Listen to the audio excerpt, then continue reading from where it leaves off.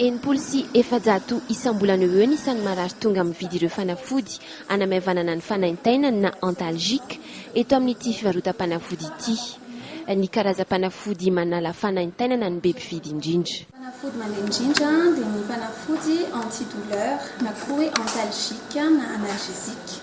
Izy io tsy mifidy fotoana fa na amin'izao na mandavan-taona dia io ny fanafody tena mandeha indrindra. Ny tena betsaka mpividy dia ny paracétamol, iny ny fantatry ny be sy ny maro. Tsy mifidy fotoana ny ividianana ireo fanafody ireo izay matetika tsy ilana fahazon-dalana avy amin'ny mpitsabo. Amin'ny resaka antidouleur, betsaka ny fanafody ny antidouleur no effet. Misy ny paracétamol izay tsy mila ordonnance. Misy ny dérivé atao hoe morphine izay manana activité faible mila ordonnance.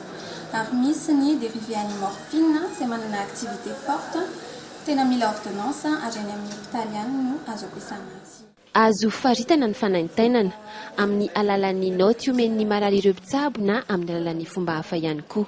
Ny fanaovana évaluation fanaintainana dia misy karazany. Misy manome izy, misy règle kely izay no asaina kisakisany, ary ho an'ny zasa izay tsy mbola mahay manao isa na ho an'ny olona tsy mahatsiaro tena dia misy karazana évaluation spéciale fatao amin'izy ireny. Afaka atindray aloha izy antaninay dia raha ohatra ka miha tsara ilay izy dia tazomina ny fanafody iny, tazomina ny dosy, fa raha tsy mahafaka ilay fanaintainana dia mampiakatra kely afaka adiny efatra. Zava-dehibe eo amin'ny fitsaboana ny ady amin'ny fanaintainana. Ny fanaintainana izay mety afara amin'ny fahasaforan'ny marary.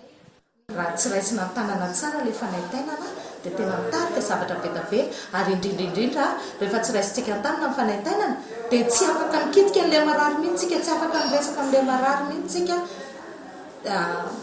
tena takina daholo izany na ny aretina rehetrarehetra rehefa tsy voaray tanana tsara ilay fanaintainana.